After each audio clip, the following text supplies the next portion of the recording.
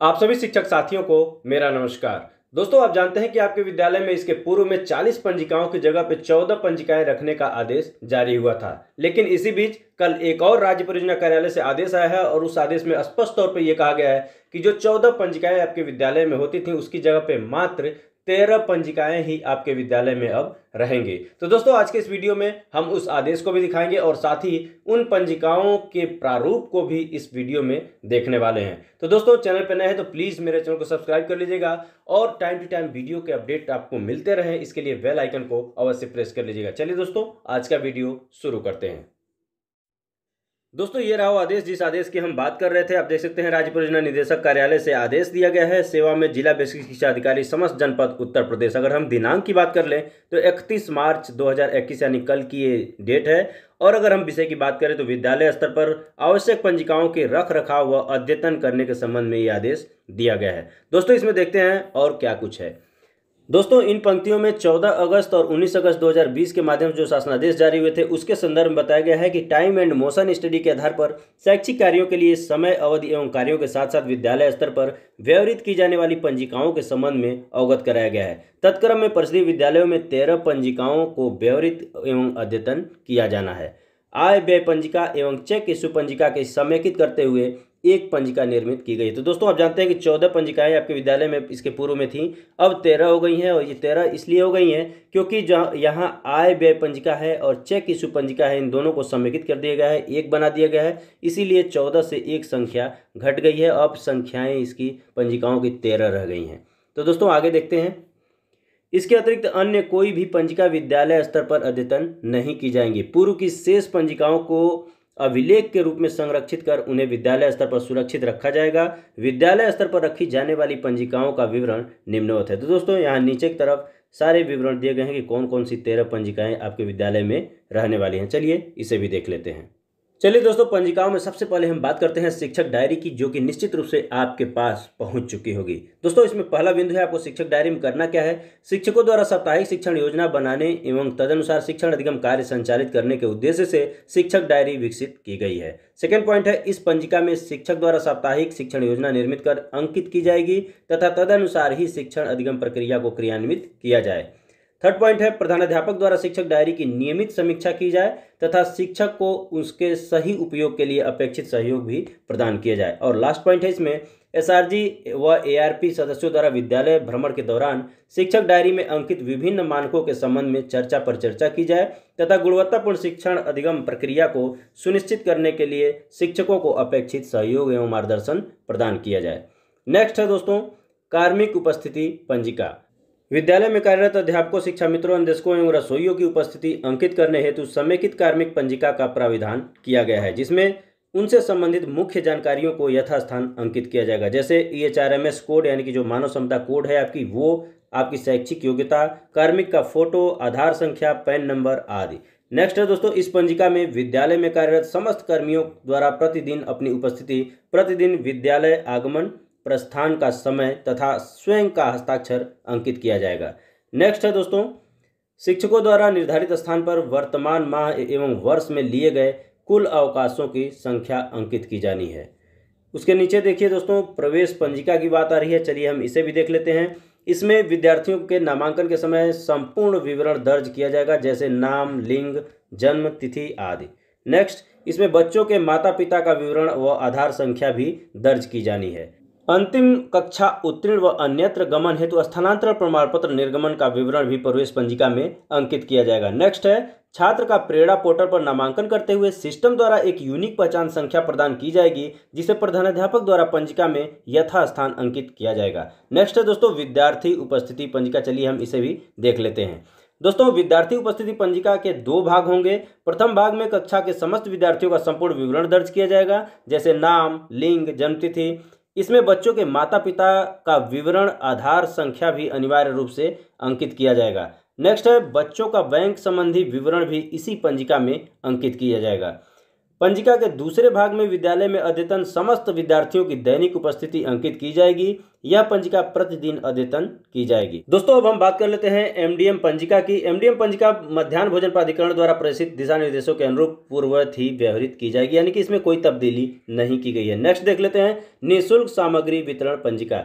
इस पंजिका में विद्यार्थियों को प्रदान किए जाने वाले समस्त निःशुल्क वस्तुओं का विवरण यथास्थान अंकित किया जाएगा, जैसे पाठ्यपुस्तक, बैग, यूनिफॉर्म, जूता, मोजा, स्वेटर आदि। नेक्स्ट, प्रत्येक विद्यार्थी के माता पिता अभिभावक का हस्ताक्षर भी यथास्थान अंकित किया जाएगा। नेक्स्ट, निःशुल्क सामग्री के वितरण के समय इस पंजिका को अद्यतन किया जाएगा। और लास्ट है, विभिन्न परीक्षाओं के प्राप्त रिपोर्ट कार्ड तथा वितरण का विवरण भी विवरण पंजिका में यथास्थान अंकित किया जाएगा। तो दोस्तों इस प्रकार से निःशुल्क सामग्री वितरण की पंजिका की बात हो रही थी। अब हम बात करते हैं स्टॉक पंजिका की। यहाँ देखिए दोस्तों, इस पंजिका में विद्यालय की संपूर्ण परिसंपत्तियों, वस्तुओं, पंजिकाओं आदि का विवरण अंकित किया जाएगा। नेक्स्ट है, इसमें क्रय की गई सामग्री का विवरण, जैसे सामग्री का नाम, प्रकार, व्यय धनराशि, निर्माता, प्रकाशक का नाम आदि लिखा जाएगा। नेक्स्ट, निकासी की गई सामग्री का विवरण भी इसी पंजिका में अंकित किया जाएगा। इसमें अंकित समस्त विवरणों का सत्यापन प्रधानाध्यापक द्वारा किया जाएगा। और लास्ट है, जब भी किसी वस्तु का क्रय या निकासी की जाए इस पंजिका को अद्यतन किया जाएगा। दोस्तों चलिए अब हम बात कर लेते हैं आय व्यय चेक इशू पंजिका की। आय व्यय और चेक इशू पंजिका कुल मिला के 2 पंजिकाएं थी, जिसे एक कर दिया गया है और इसी कारण से 14 पंजिकाओं की जगह पे अब आपके विद्यालय में 13 पंजिकाएं शेष रह गई हैं। तो चलिए दोस्तों, इसमें हम पहला बिंदु देखते हैं। इस पंजिका में विद्यालय में विभिन्न स्रोतों से प्राप्त आय एवं व्यय का विवरण अंकित किया जाएगा। नेक्स्ट है, इस पंजिका को 3 भागों में विभाजित किया गया है, एमडीएम, एसएमसी तथा अन्य। एमडीएम, एसएमसी तथा अन्य मदों से संबंधित आय व्यय का विवरण पंजिका के संबंधित भाग में अंकित किया जाएगा। नेक्स्ट, प्राप्त धनराशि वाले भाग में प्राप्त धनराशि का विवरण, बैंक विवरण, प्रेषणकर्ता तथा मद का नाम लिखा जाएगा। नेक्स्ट है, व्यय राशि विवरण वाले भाग में व्यय राशि, चेक संख्या, कार्यदायी संस्था का नाम, व्ययकर्ता का नाम व हस्ताक्षर अंकित किया जाएगा।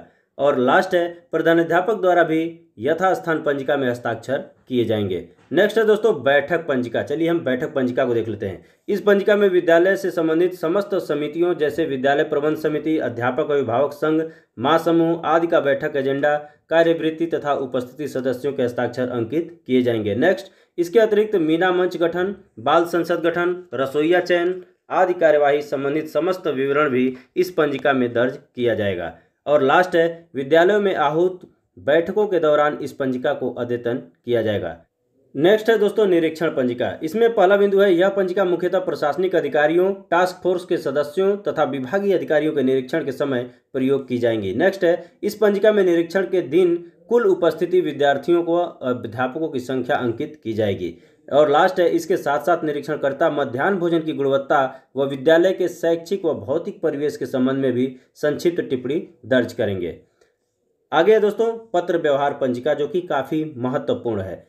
इस पंजिका में विद्यालय से संबंधित निर्गत व आगम पत्रों का विवरण अंकित किया जाएगा। इसमें पत्र का सारांश, पत्र संख्या भी लिखा जाएगा। साथ ही पत्र प्रेषण हेतु टिकट, व्यय, रजिस्टर्ड स्पीड पोस्ट का मूल्य भी अंकित किया जाएगा। इस पंजिका को नियमित रूप से अद्यतन किया जाएगा।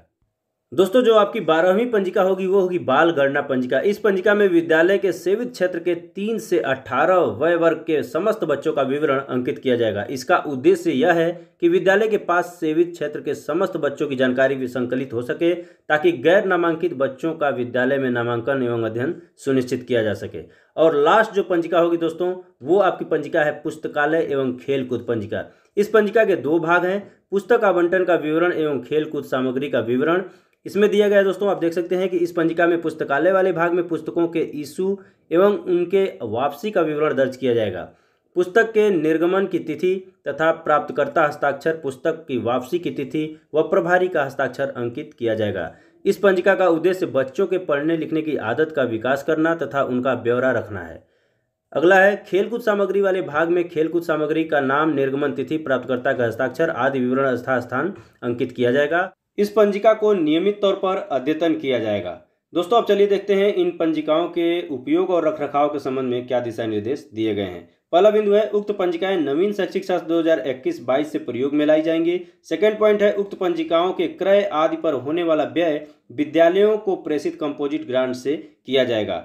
थर्ड पॉइंट है शिक्षक डायरी शिक्षकों के पास रहेगी। अन्य समस्त पंजिकाएं प्रधानाध्यापक कक्ष में सुव्यवस्थित एवं सुरक्षित उपलब्ध होनी चाहिए।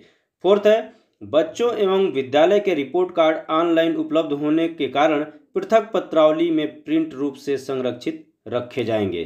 पांचवा बिंदु है समस्त पंजिकाओं का रखरखाव एवं उन्हें अद्यतन किया जाना आवश्यक है। राज्य परियोजना कार्यालय द्वारा निर्देशित प्रारूप पर ही पंजिकाएं व्यवहृत की जाएंगी। छठा बिंदु है राज्य एवं जनपद स्तर के अधिकारियों के विद्यालय भ्रमण के दौरान उक्त समस्त पंजिकाएं विद्यालय में अवलोकनार्थ उपलब्ध कराई जाए। सातवां बिंदु है उक्त पंजिकाओं के अतिरिक्त विद्यालयों में अन्य कोई पंजिका उपयोग में नहीं लाई जाएगी तथा पूर्व की शेष पंजिकाएं अभिलेख के रूप में संरक्षित की जाएंगी। उक्त इंगित पंजिकाओं में से प्रवेश पंजिका का विवरण, एमडीएम पंजिका, निरीक्षण पंजिका के ऑनलाइन विकल्प प्रेरणा पोर्टल पर उपलब्ध रहेंगे, जिसे समय समय पर यथा आवश्यकता अनुसार अद्यतनित किया जाएगा। प्रेरणा पोर्टल के विभिन्न मॉड्यूल्स में इन पंजिकाओं में अंकित विवरण भी प्रमाणित माने जाएंगे। दोस्तों अब हम बात करते हैं आठवें बिंदु की, जो कि कंपोजिट विद्यालयों के लिए काफ़ी महत्वपूर्ण है। बेसिक शिक्षा परिषद के अंतर्गत एक परिसर में संचालित प्राथमिक एवं उच्च प्राथमिक विद्यालयों के सम्मेलन के पश्चात छात्र प्रवेश पंजिका में किए जाने वाले संशोधन के संबंध में शिक्षा निदेशक उत्तर प्रदेश कार्यालय द्वारा प्रेषित पत्रांक संख्या इतना दिनांक 22 दिसंबर 2020 में प्रदत्त निर्देशानुसार कार्यवाही की जाएगी। तो दोस्तों इस पत्रांक संख्या वाले आदेश को निश्चित रूप से आप देख लेंगे। तत्क्रम में निर्देशित किया जाता है कि उपयुक्त निर्देशानुसार कार्यवाही सुनिश्चित किया जाए तथा कृत कार्यवाही की आख्या राज्य परियोजना कार्यालय समग्र शिक्षा उत्तर प्रदेश लखनऊ को उपलब्ध कराई जाए। तो दोस्तों आप समझ पाए होंगे कि आपको जो 13 पंजिकाएं रखनी है उस संदर्भ में आपके दिशा निर्देश क्या हैं। दोस्तों अब चलिए हम उस प्रारूप को देखते हैं कि ये पंजिकाएं कैसी हैं और इनको किस प्रारूप में हमको अपने विद्यालय में रखना है। दोस्तों आपकी स्क्रीन पे प्रवेश पंजिका का प्रारूप आ चुका है और चलिए हम इसमें देखते हैं कि कौन कौन सी प्रविष्टियां आपको फिल करनी है। आप जैसे रजिस्टर ओपन करेंगे तो आप यहाँ पे देखिए तो पहले प्रवेश पंजिका में आपको 1 से और 14 क्रमांक तक प्रविष्टियां भरने के लिए मिलेंगी।